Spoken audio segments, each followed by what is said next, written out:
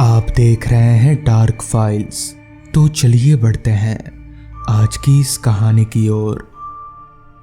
दिसंबर की एक सर्द शाम थी। उस दिन सर्दी बहुत पड़ रही थी। अजीत और उसका परिवार हरिद्वार में दादा की अस्थियां विसर्जित कर कार से दिल्ली लौट रहा था। अगले दिन दादाजी की शोक सभा थी, इसलिए वो जल्दी से घर पहुंचना चाहते थे। शाम के 6 ही बजे थे, लेकिन आसमान में धीरे धीरे अंधेरा छाने लगा था। तेज ठंडी हवा भी चल रही थी। पिछली सीट पर बैठे भाई भाभी और पत्नी ठंड से कांप रहे थे।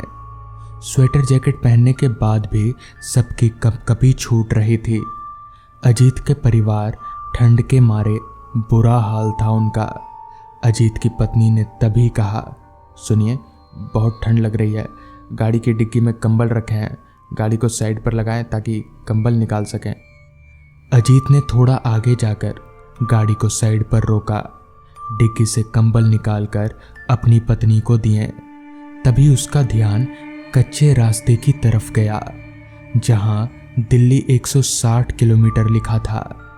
अजीत ने अपने भाई से कहा, क्यों ना इस शॉर्टकट रास्ते से चलें? घर पहुंचने की जल्दी में सबने हामी भर दी। उसने अपनी गाड़ी कच्चे रास्ते की ओर बढ़ा दी। अभी गाड़ी कुछ दूर ही गई थी कि आगे रास्ता झाड़ियों से बंद मिला। रास्ता बंद देख परेशान होते हुए अजीत ने गाड़ी को फिर से हाईवे की ओर मोड़ दी। कच्चे रास्ते पर धीमी गति से बढ़ते हुए गाड़ी फिर उसी हाईवे पर ले आया। इसमें उनका काफी समय बर्बाद हो गया था, इसलिए दिल्ली पहुंचने की जल्दी के लिए गाड़ी की रफ्तार अजीत ने काफी बढ़ा दी। लेकिन गाड़ी चलाते हुए उसने गाड़ी में अब एक भारीपन महसूस हो रहा था, लेकिन उसने गाड़ी को नहीं रोका। धीरे धीरे सड़क पर कोहरा अधिक छाने लगा। सड़क पर वाहनों की आवाजाही कम थी। कोहरे के कारण रास्ता देखने में अजीत को मुश्किलें हो रही थी। उसने गाड़ी की डिफॉगर और फॉग लैंप ऑन कर दिए, जिससे कुछ दिखाई देने लगा, लेकिन कोहरे और पहियों के भारीपन के कारण गाड़ी की गति काफ़ी कम थी। कुछ देर बाद गाड़ी चलाना बहुत ही मुश्किल हो गया। मुझे लगता है कि गाड़ी में कुछ गड़बड़ है, अजीत ने परेशान होते हुए कहा। कैसी गड़बड़? परिवार एक साथ पूछा। मैं गाड़ी से उतरकर देखता हूँ, कहीं टायर तो पंचर नहीं हो गया। इस पर पीछे बैठे अजीत के भाई ने कहा, यहाँ गाड़ी रोकना सही नहीं होगा, अभी चलते रहो। अगर कोई ढाबा वाबा दिखे या कोई दुकान दिखे तो वहाँ रोक देना। अजीत ने सोचा कि उसके भैया ठीक ही बोल रहे हैं। ऐसे सुनसान रास्ते पर इतने कोहरे के बीच गाड़ी रोकना सही नहीं रहेगा। लिहाजा अजीत गाड़ी चलाता रहा। एक तो कोहरा, ऊपर से गाड़ी के पंचर हो जाने का डर अजीत को सताने लगा। गाड़ी रुक रुक कर चलती रही। मिनटों का सफ़र घंटों में तय होने लगा।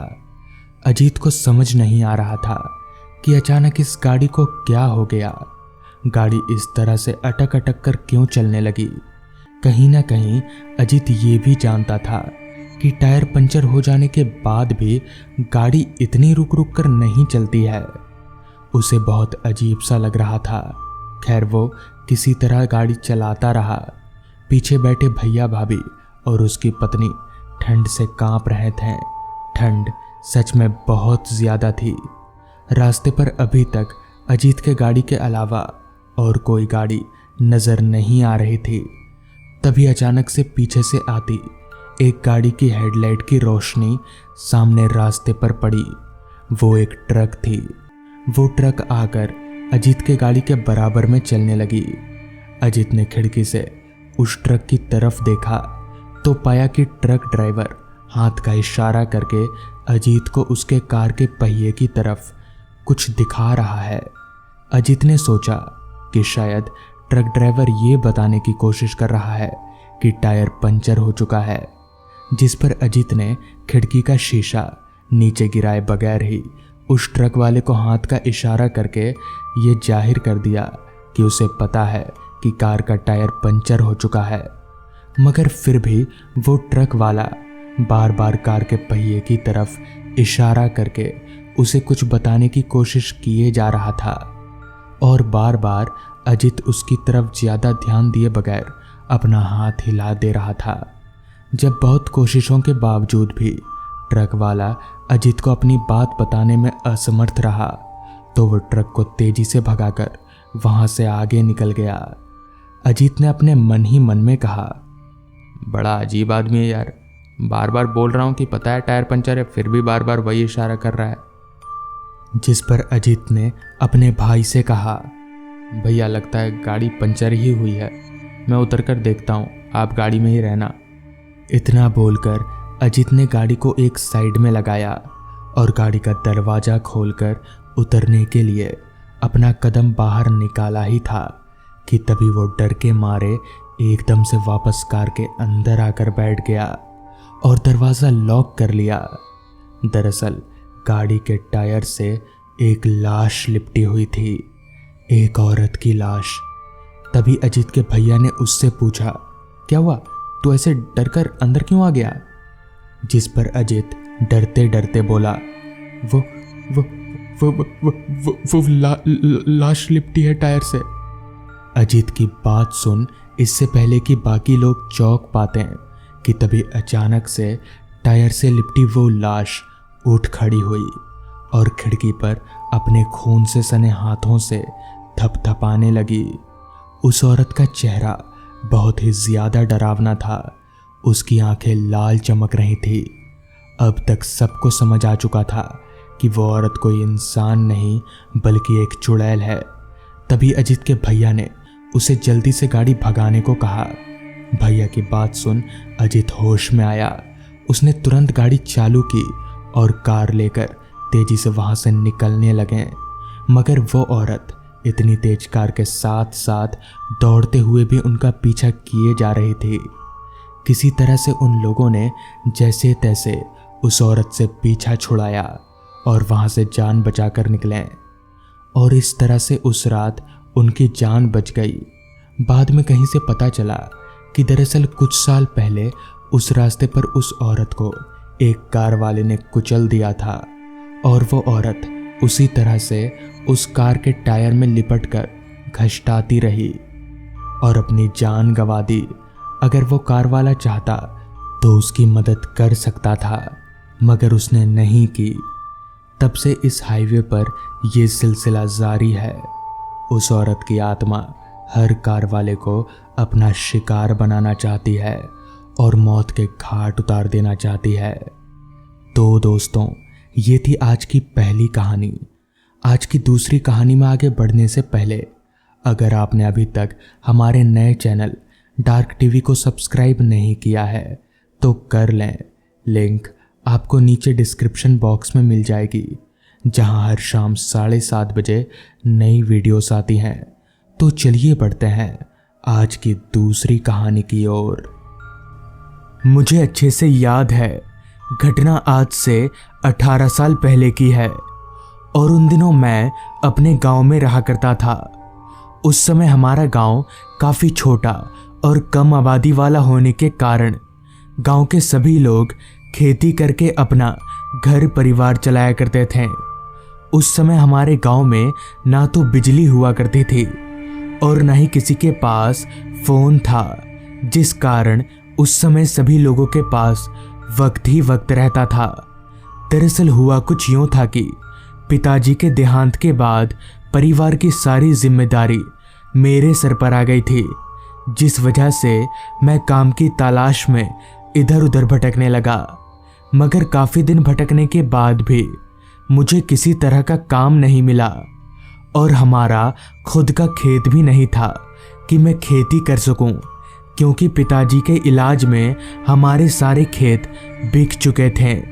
दिन पर दिन हमारे घर की आर्थिक हालत बिगड़ने लगी।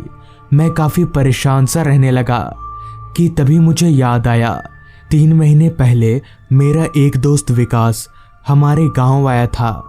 असल में विकास हमारे ही गांव का लड़का है, मगर उसे यहाँ कोई काम ना मिलने के कारण वो 2 साल पहले ही गांव छोड़कर चला गया।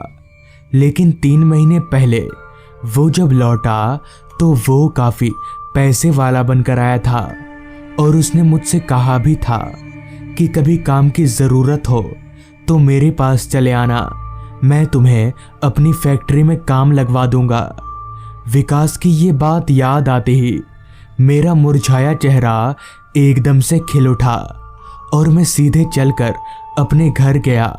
घर पहुंचकर घर वालों को मेरी जाने की बात बताने पर सब लोग एकदम से मायूस हो गए।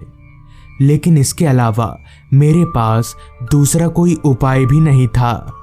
घर वालों को काफ़ी समझाने के बाद मेरे घर वाले मान गए, जिसके बाद मैं उस कागज के चिट्ठे को ढूंढने लगा जिसमें विकास ने अपना पता लिख कर दिया था और उस पते के बिना तो मैं वहां जा भी नहीं सकता।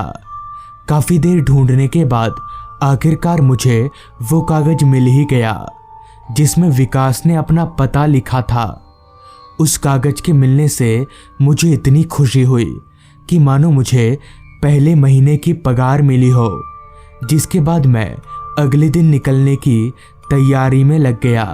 सारी तैयारी करने के बाद ठीक अगले दिन सुबह 10 बजे वाली बस पकड़कर विकास के बताए गए जगह यानी बालीपुर गांव के लिए चलता बना। बस में चढ़ते वक्त मैंने कंडक्टर से पूछा था कि बालीपुर गांव यहाँ से कितनी दूर है। इस पर कंडक्टर ने बताया था कि हम शाम के 7 बजे तक बालीपुर पहुंच जाएंगे। बालीपुर गांव से विकास का घर 3 घंटे का रास्ता है, मगर मेरे पास पैसे ना होने के कारण मुझे बालीपुर बस स्टॉप से पैदल ही विकास के घर जाना होगा। इसके अलावा मैं कुछ कर भी नहीं सकता था। खैर, काफ़ी लंबे सफ़र के बाद रात के 7:30 बजे मैं बालीपुर बस स्टॉप पर उतरा। ठंड का मौसम होने के कारण पूरे बस स्टॉप पर मुझे मेरे अलावा और कोई भी नहीं दिख रहा था और न ही उस बस स्टॉप पर कोई बस खड़ी हुई दिख रही थी। मैंने जब एक बार अपनी नज़र इधर उधर घुमाई तो मुझे पूरे बस स्टॉप पर एक चाय की दुकान ही खुला हुआ दिखा। तो मैं चलकर उस चाय की दुकान पर गया और उस चाय के दुकान वाले को पते का कागज दिखाते हुए कहा, भाई साहब, मुझे इस जगह पर जाना है, तो मैं किधर से जाऊं? जिसके बाद उस चाय वाले ने कागज पर लिखे पते को देखा और अपने हाथ को एक रास्ते की तरफ दिखाता हुआ बोला, ये रास्ता पकड़कर सीधे चले जाइए। उस आदमी के दिखाए गए रास्ते की ओर जब मैंने अपनी निगाहें घुमाई तो वो एक कच्चा रास्ता था जिसके दोनों ओर लंबे लंबे पेड़ थे। खैर, मैं डरता तो था नहीं, जिस वजह से मैं उस चाय वाले के बताए गए रास्ते पर आगे बढ़ने लगा।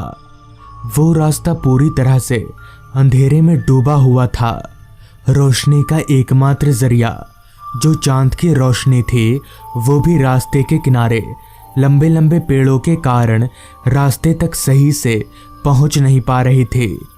कोहरा तो पूरे इलाके में इतना फैला हुआ था कि पूरा माहौल कोहरे के कारण धुंधला धुंधला सा पड़ गया था। बीच बीच में आ रही रात कीड़ों की आवाज़ें उस रास्ते को और भी ज़्यादा सुनसान बना रही थी। अभी मैं आगे बढ़ ही रहा था कि तभी मुझे आवाज़ आई, रुको बेटा।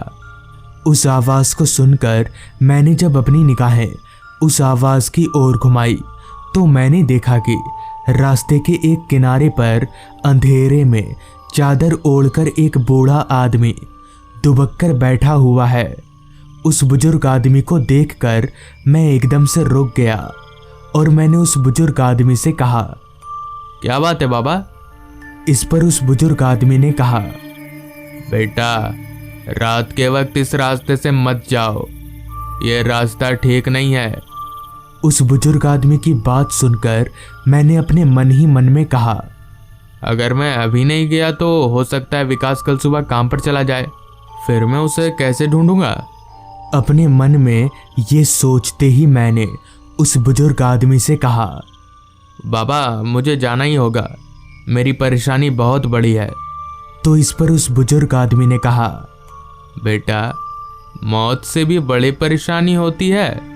ठीक है, तुम जा रहे हो तो जाओ, मगर संभल कर जाना।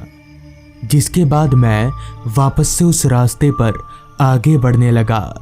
रास्ता पूरी तरह से सुनसान होने के कारण जंगल से आ रही शियारों की आवाज़ मुझे साफ साफ सुनाई पड़ रही थी, जिस कारण मैं अपने कदमों को दबा दबा कर चल रहा था ताकि मेरे चलने की आवाज़ से जंगली जानवर मुझ पर हमला ना कर दे। इसी तरह 1.5 घंटे पैदल चलने के बाद मैंने लगभग आधा सफ़र पूरा कर लिया, मगर काफ़ी समय से पैदल चलने की वजह से मैं अब काफ़ी थक गया था। लेकिन फिर भी मैं अपनी किस्मत को कोसता हुआ आगे बढ़ता ही रहा कि तभी मुझे रास्ते के बीचों बीच काफ़ी सारे बच्चे दिखे जो आपस में खेल रहे थे।